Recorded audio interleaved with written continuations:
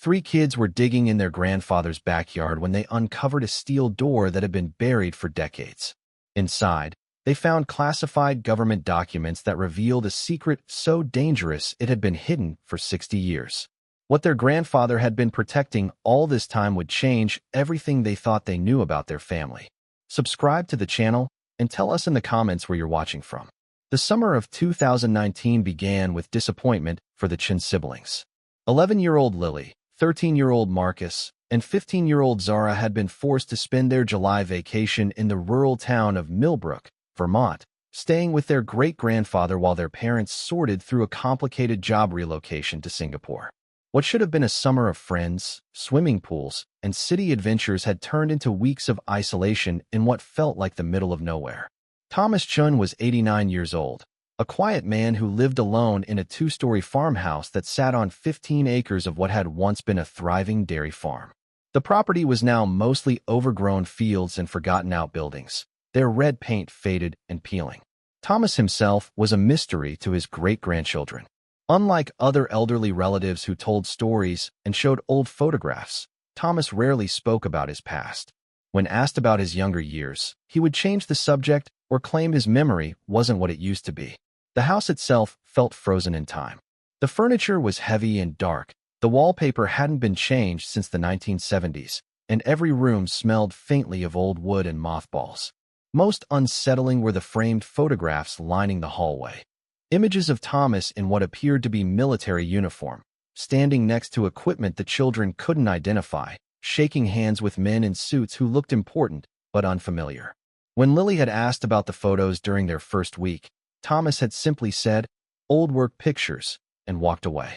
When Marcus pressed for details about what kind of work, Thomas had muttered something about government contracts and disappeared into his study, closing the door firmly behind him. The backyard was where the children spent most of their time, partly because it offered the most space, and partly because it kept them away from Thomas's increasingly watchful eyes. The property stretched back nearly an acre before meeting the tree line, filled with overgrown gardens, rusted farm equipment, and a large oak tree that dominated the landscape like an ancient sentinel. What the children didn't immediately understand was that their great-grandfather's behavior had become increasingly agitated since their arrival. Thomas had spent decades living alone, following routines that kept him anchored to a carefully constructed life of normalcy. The presence of three curious, energetic teenagers disrupted patterns he had maintained for over 60 years. Every morning, Thomas would walk the perimeter of his property, checking fence lines and examining areas where the earth looked disturbed. He kept a small notebook in his shirt pocket, making notations that meant nothing to casual observers, but followed a system he had developed during a time when such attention to detail could mean the difference between life and death. Zara, being the oldest and most observant, noticed that Thomas seemed particularly focused on the back corner of the property, near the old oak tree. She watched from her bedroom window as he would stand there for long minutes, sometimes kneeling to examine the ground, other times just staring as if seeing something invisible to everyone else. "He's weird about that tree," she mentioned to her siblings during their third week. "Like he's guarding something."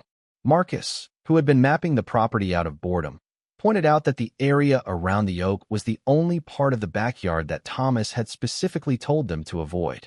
When they'd asked why, he'd claimed the ground was unstable, that old farm equipment was buried there and could be dangerous.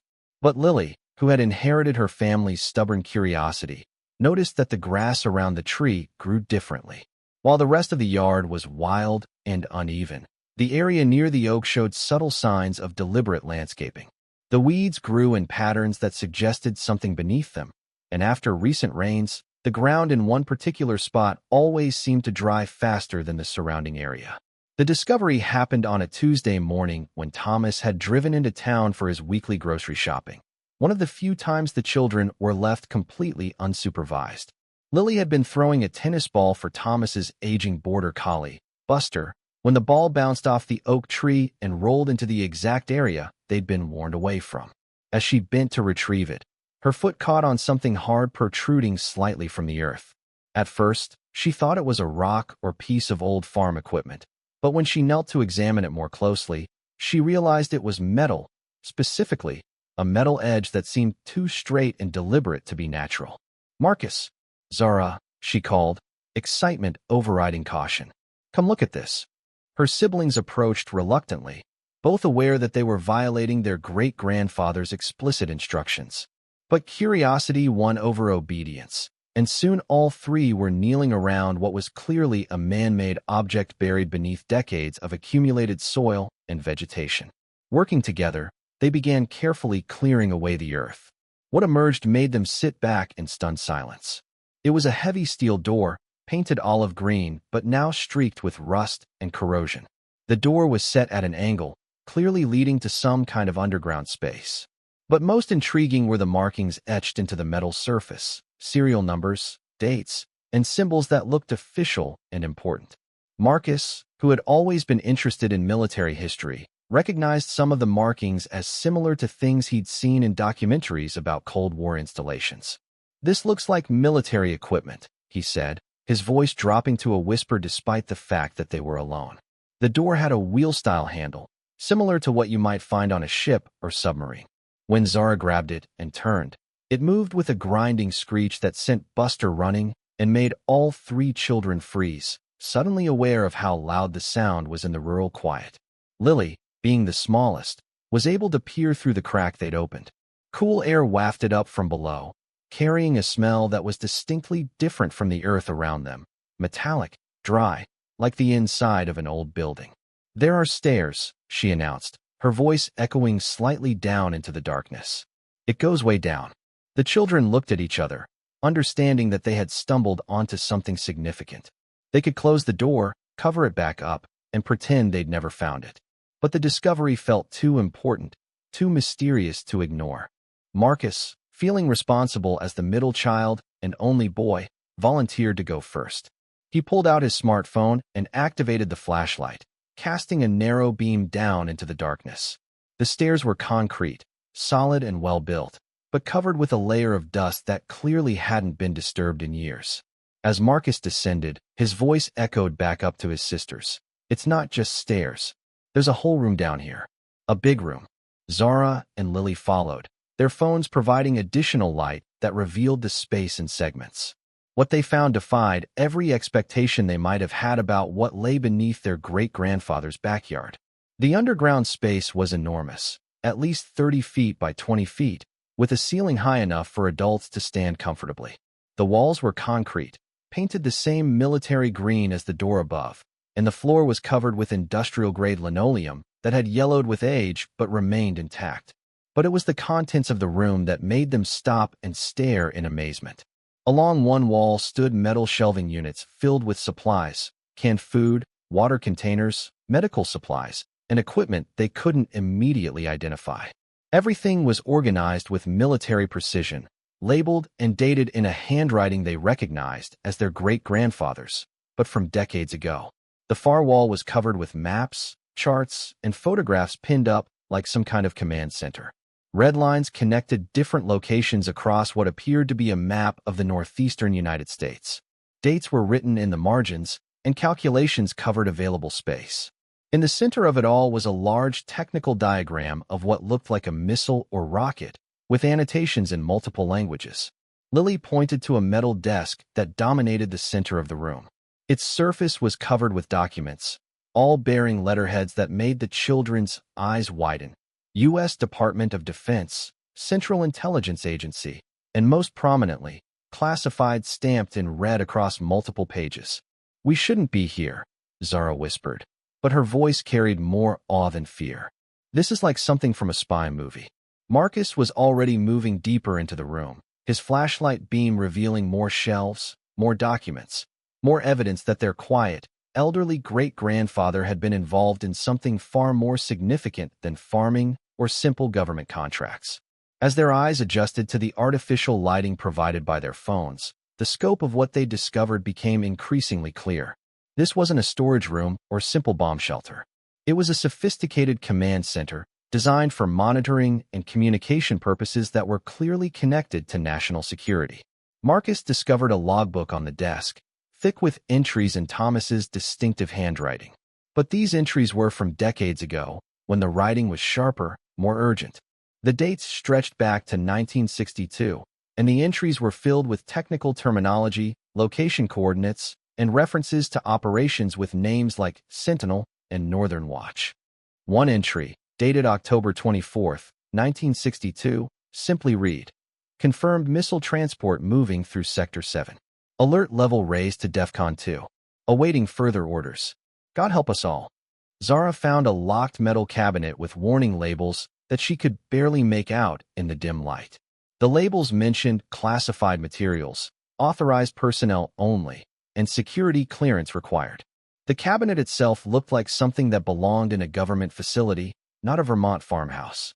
Lily, meanwhile, had discovered boxes of photographs showing men in military uniforms standing next to equipment that looked like something from science fiction movies.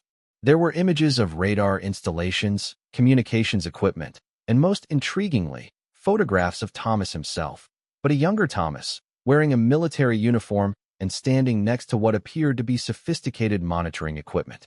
But it was what Marcus found in the desk's locked drawer, which opened easily because the lock had corroded over the decades, that changed their understanding completely.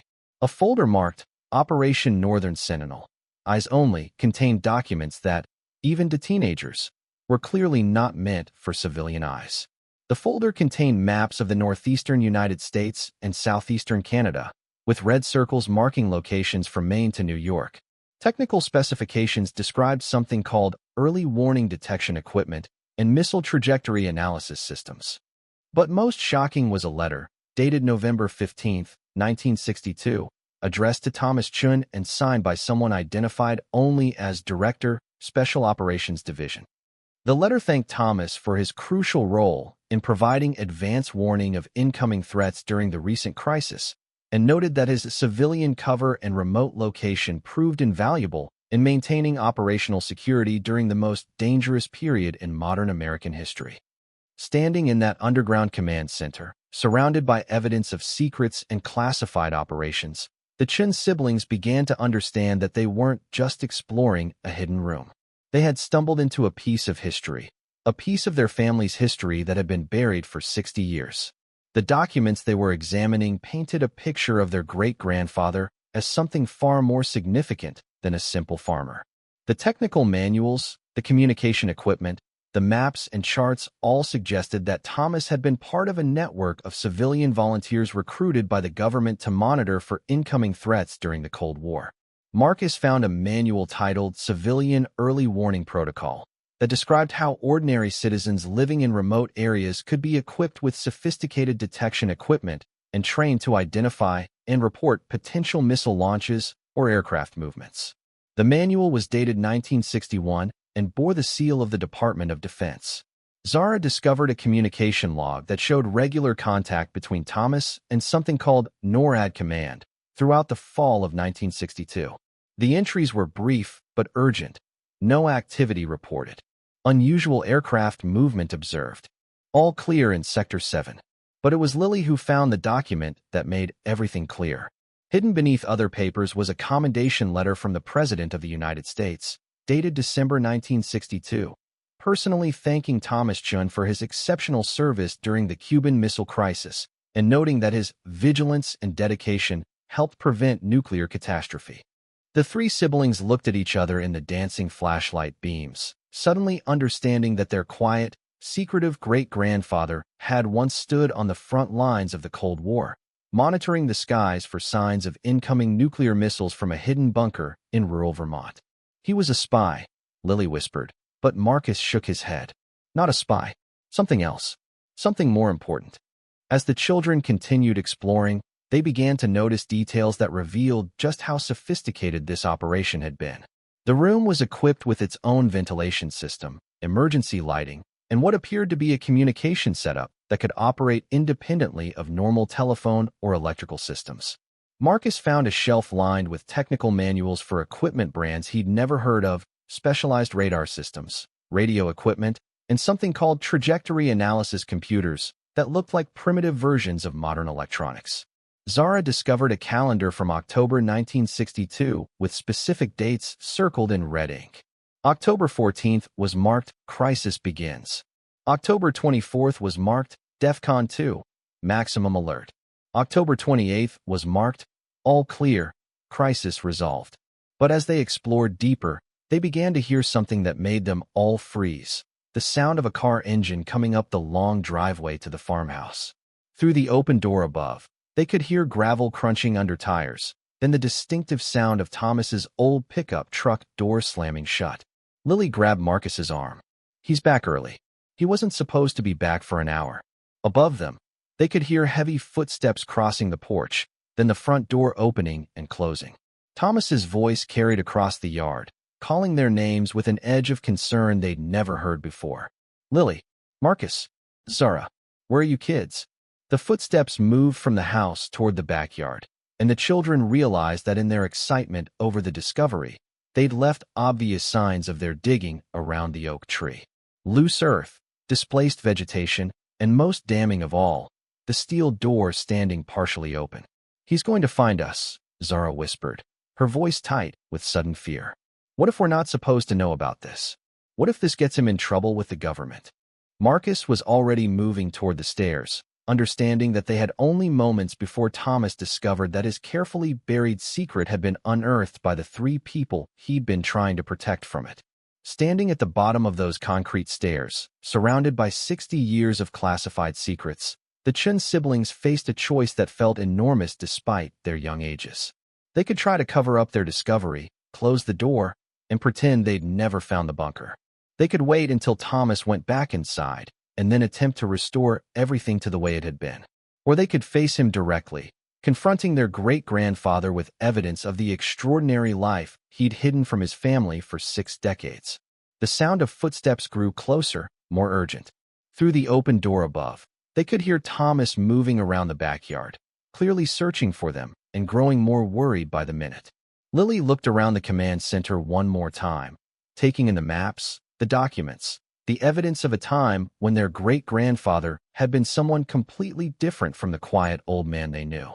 I think we have to tell him, she said quietly. I think he's been keeping this secret for too long. Marcus nodded, understanding that there was no going back. They had seen too much, learned too much. The relationship between them and Thomas had already changed, whether they acknowledged it or not.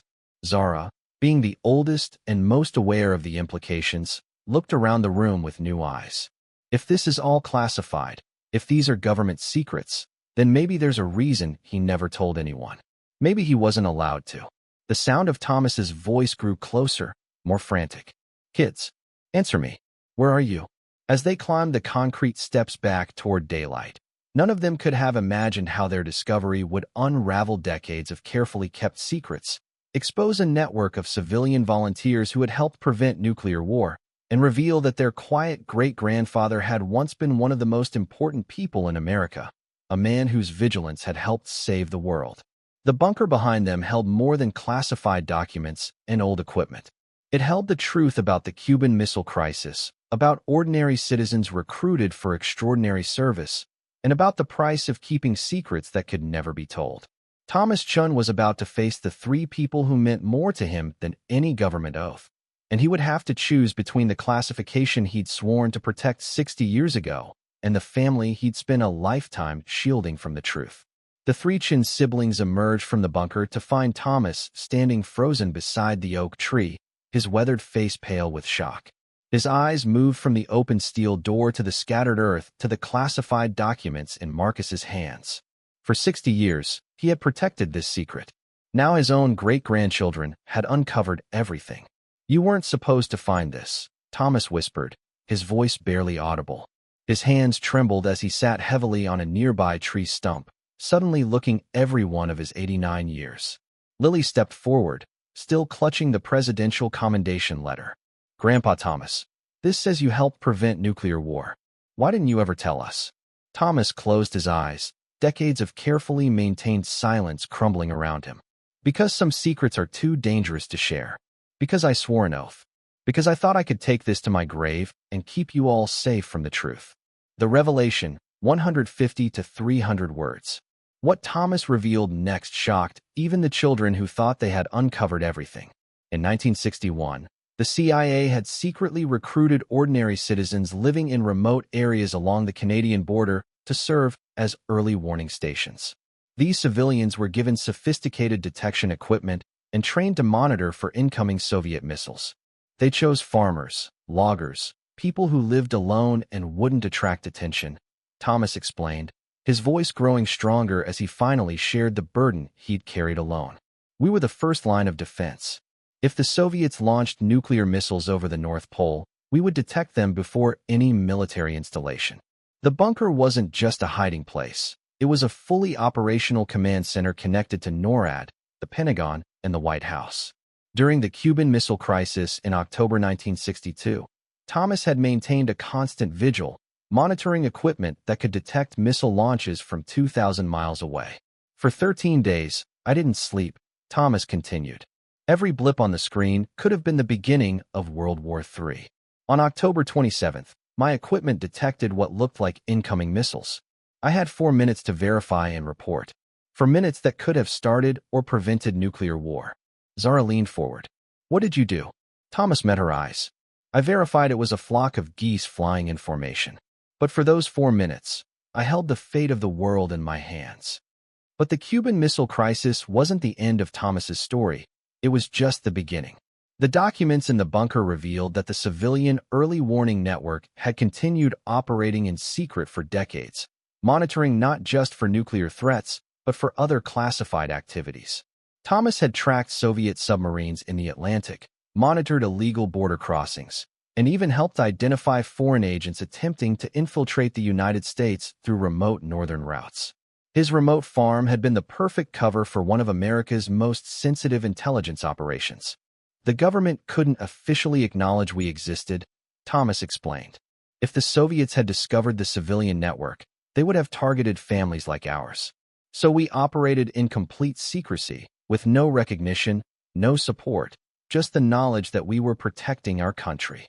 Marcus found a logbook showing that Thomas had remained active until 1991, when the Soviet Union collapsed.